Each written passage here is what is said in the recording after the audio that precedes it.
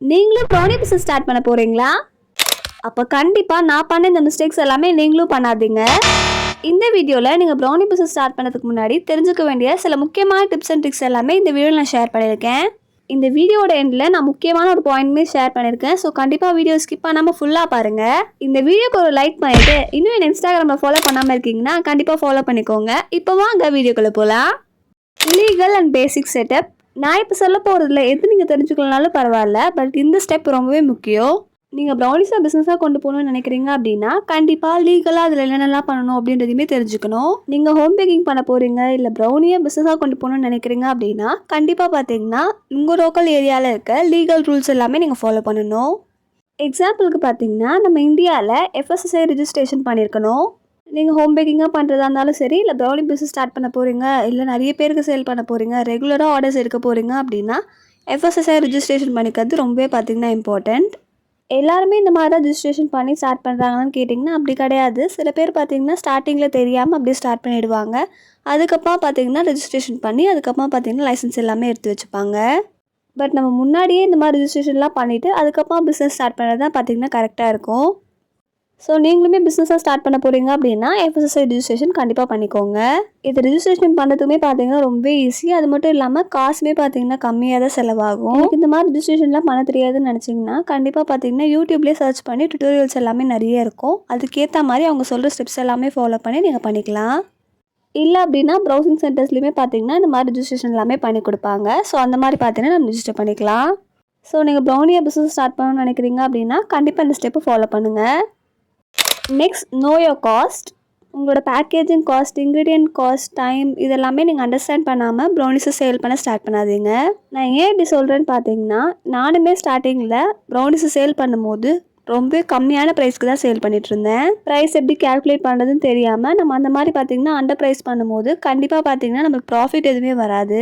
அது மட்டும் இல்லாமல் நம்ம போட்ட காசை கூட நம்மளால் பார்த்தீங்கன்னா அந்த பிஸ்னஸ்லேருந்து நம்மளால் எடுக்க முடியாது. ஸோ அதனால் நான் பண்ண மிஸ்டேக்கை நீங்கள் பண்ணாதீங்க. கண்டிப்பாக இன்க்ரீடியன்ஸ் காஸ்ட், பேக்கிங் காஸ்ட், டைமோட வேல்யூ இதெல்லாமே தெரிஞ்சுக்கிட்டு அதுக்கேற்ற மாதிரி ப்ரைஸுமே பர்ஃபெக்டாக கேல்குலேட் பண்ணி சேல் பண்ண ஸ்டார்ட் பண்ணுங்கள். அதே மாதிரி பிகினிங் ஸ்டேஜில் இந்த மாதிரி பிஸ்னஸ் எல்லாமே ஸ்டார்ட் பண்ணுறீங்க அப்படின்னா இந்த மிஸ்டேக்குமே பண்ணாதீங்க. அது என்ன மிஸ்டேக்குன்னு பார்த்தீங்கன்னா மற்ற ஹோம் பேக்கர்ஸ் எல்லாமே என்ன ப்ரைஸ்க்கு சேல் பண்ணுறாங்க அப்படின்றத பார்த்துட்டு அதே ப்ரைஸை உங்கள் ப்ரௌனிஸ்க்கு நீங்களும் ஃபிக்ஸ் பண்ணுறது. இந்த மாதிரி நீங்கள் ஃபிக்ஸ் பண்ணும்போது கண்டிப்பாக பார்த்தீங்கன்னா லாஸ் வரதுக்கு நிறைய வாய்ப்பு இருக்குது. நீங்கள் யூஸ் பண்ண போகிற இன்க்ரீடியன்ட்ஸ் அது மட்டும் இல்லாமல் பிராண்ட்ஸ் எல்லாமே கண்டிப்பாக பார்த்தீங்கன்னா டிஃப்ரெண்ட்டாக இருக்கும். ஒரு சிலர் பார்த்தீங்கன்னா கொக்கோ பவுடர் ஆட் பண்ணி ப்ரௌனிஸ் பண்ணுவாங்க. இன்னொரு சிலர் பார்த்தீங்கன்னா கொக்கோ பவுடர் ஆட் பண்ணாமல் பண்ணுவாங்க. ஆயில் யூஸ் பண்ணி ப்ரௌனிஸ் பண்ணுவாங்க. பட்டர் யூஸ் பண்ணி பண்ணுவாங்க. ஸோ அதனால் நீங்கள் யூஸ் பண்ணுற இன்க்ரீடியன்ட்ஸ் பிராண்டை பொறுத்து உங்களோட ப்ரௌனிஸ்க்கு ப்ரைஸ் ஃபிக்ஸ் பண்ணுங்கள்.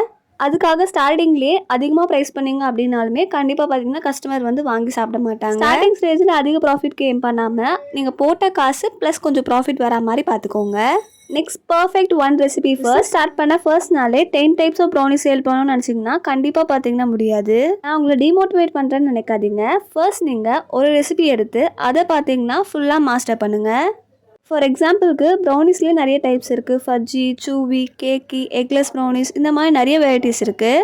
இதில் எந்த வெரைட்டி நீங்கள் சேல் பண்ணணும்னு நினைக்கிறீங்க அப்படின்றத ஃபர்ஸ்ட் சூஸ் பண்ணிக்கோங்க. அதுக்கப்புறமா அந்த வெரைட்டியில் நிறைய ஃபோக்கஸ் பண்ணி திரும்ப திரும்ப பார்த்தீங்கன்னா ட்ரை பண்ணி செஞ்சு பாருங்கள்.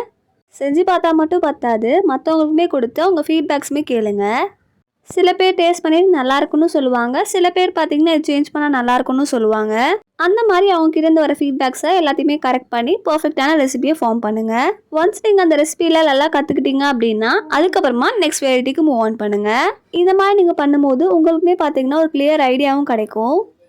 Packaging sells. நீங்கள் நம்புவீங்கன்னான்னு தெரியல, பட் கஸ்டமர் ஃபர்ஸ்ட் நம்மக்கிட்ட ப்ரௌனிஸ் வாங்கி பார்க்கும்போதே அவங்க ஃபர்ஸ்ட் நோட்டீஸ் பண்ணுற ஒரு விஷயம் பேக்கேஜிங் தான். நான் என்னோட நிறைய வீடியோஸில் இந்த பேக்கேஜ் பற்றி நிறைய பேசியிருப்பேன். ஏன்னு பார்த்தீங்கன்னா நம்மளோட ப்ரௌனிஸை ஃபர்ஸ்ட் அவங்க ஓப்பன் பண்ணி பார்க்கறதுக்குள்ளே அவங்க ஃபர்ஸ்ட் பார்க்கறது நம்மளோட பேக்கேஜிங் தான். அதனால் முடிஞ்ச அளவுக்கு உங்கள் பேக்கிங்கை அட்ராக்டிவாக இருக்க மாதிரி பார்த்துக்கோங்க. நீங்கள் ப்ரௌனிஸ் பேக் பண்ணி கொடுக்குற பாக்ஸ் க்ளீனாகவும் நல்ல ஸ்டெடியாகவும் இருக்க மாதிரி பார்த்துக்கோங்க.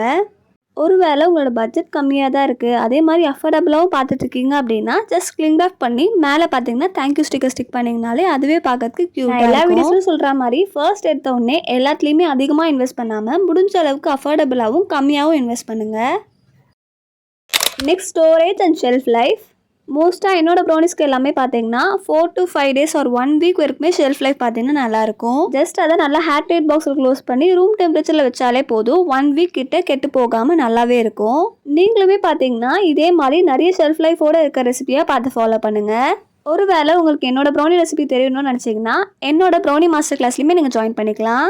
ஆல்ரெடி இந்த மே மந்த்க்கான கிளாஸ்மே நம்ம போட்டாச்சு. நிறைய பேர் பார்த்தீங்கன்னா ஜாயினும் பண்ணிட்டாங்க. கிளாஸ்மே பார்த்தீங்கன்னா ஸ்டார்ட் பண்ணியாச்சு. நெக்ஸ்ட் பேட்ச் பார்த்தீங்கன்னா நம்ம ஜூன் மந்தில் போடுவோம். அதுக்கான டீட்டெயில்ஸ் எல்லாமே டிஸ்கிரிப்ஷனில் கொடுத்துருக்கேன், செக் பண்ணி பாருங்கள்.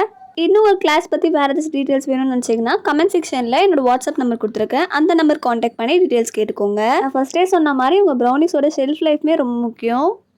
ஒருவேளை நீங்கள் மண்டே ப்ரௌனிஸ் வந்து கஸ்டமர் கிட்ட கொடுக்குறீங்க அப்படின்னா டியூஸ்டேவே கேட்டு போயிடும் அப்படின்னா கண்டிப்பாக பார்த்தீங்கன்னா கஸ்டமர்ஸ்க்கு வந்து டிசப்பாயின்மெண்ட் ஆகிடும். ஸோ முடிஞ்ச அளவுக்கு 3 to 4 days ஆச்சு ஷெல்ஃப் லைஃப் இருக்கா மாதிரி ரெசிபிஸ் ஃபாலோ பண்ணி அதை பார்த்தீங்கன்னா சேல் பண்ணுங்கள். ஒரு சில டைம் ப்ரௌனிஸ் மேலே கஸ்டமர்ஸ் பார்த்தீங்கன்னா சாக்லேட் கனாஷ் இந்த மாதிரி டாப்பிங்ஸுமே ஆட் பண்ணி கேட்பாங்க. அந்த மாதிரி கேட்டாங்க அப்படின்னாலுமே இது எவ்வளோ நாள் தாங்கும், எப்படி ஸ்டோர் பண்ணுறது அப்படின்றத டீட்டெயிலாக எக்ஸ்பிளைன் பண்ணுங்கள். ஒருவேளை நீங்கள் அதெல்லாமே எக்ஸ்பிளைன் பண்ணாமல் விட்டுட்டீங்க அப்படின்னா கஸ்டமர் வந்து ரூம் டெம்பரேச்சரில் ஸ்டோர் பண்ணுவாங்க. ஸோ ப்ரௌனிஸ் சீக்கிரமாக கெட்டு போகிறதுக்கு நிறைய சான்ஸ் இருக்குது. Next, find your customers. நீங்கள் ப்ரௌனி பிஸ்னஸ் ஸ்டார்ட் பண்ணதுக்கு முன்னாடி உங்களோட கஸ்டமர்ஸ் யாருன்றதை ஃபர்ஸ்ட் தெரிஞ்சுக்கணும். ஃபார் எக்ஸாம்பிளுக்கு உங்களோட டார்கெட் ஆடியன்ஸ் யாருன்றது தெரிஞ்சுக்கணும். ஸ்கூல் ஸ்டூடெண்ட்ஸ்க்காக நீங்கள் ப்ரௌனிஸ் பண்ண போகிறீங்களா, இல்லை காலேஜ் ஸ்டூடெண்ட்ஸ், இல்லை கிஃப்ட் பண்ணுற கிளைண்ட்ஸ், இந்த மாதிரி பார்த்தீங்கன்னா யாருக்காக வந்து ப்ரௌனி சேல் பண்ண போகிறீங்க அப்படின்றத தெரிஞ்சுக்கோங்க. ஏன்னா இந்த மாதிரி உங்களோட ஆடியன்ஸ் யாருன்னு நீங்கள் தெரிஞ்சுக்கிட்டீங்க அப்படின்னா நீங்கள் ப்ரைஸ் பண்ணுறதுக்கும் சரி இல்லை பேக்கிங் பண்ணுறதுக்குமே பார்த்தீங்கன்னா ரொம்ப ஹெல்ப்ஃபுல்லாக இருக்கும். ஒருவேளை நீங்கள் ஸ்கூல் ஸ்டூடெண்ட்ஸ்க்கு சேல் பண்ண போகிறீங்க அப்படின்னா கம்மி ப்ரைஸில் சேல் பண்ணுற மாதிரி இருக்கும்.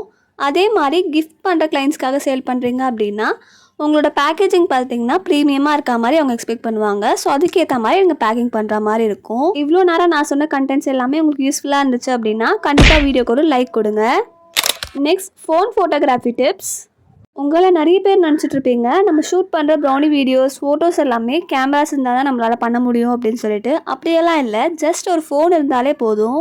ஒரு க்ளீனான பேக்ரவுண்டில் உங்களோட ப்ரௌனிஸை ப்ளேஸ் பண்ணிவிட்டு நேச்சுரல் லைட்லேயே ஃபோட்டோஸ் எடுக்கலாம். முடிஞ்ச அளவுக்கு ப்ரௌனிஸ் எல்லாமே நீங்கள் ஃபோட்டோஸ் எடுக்கும் போது க்ளோஸ்அப் ஷாட்ஸ் எடுக்கிற மாதிரி பார்த்துக்கோங்க.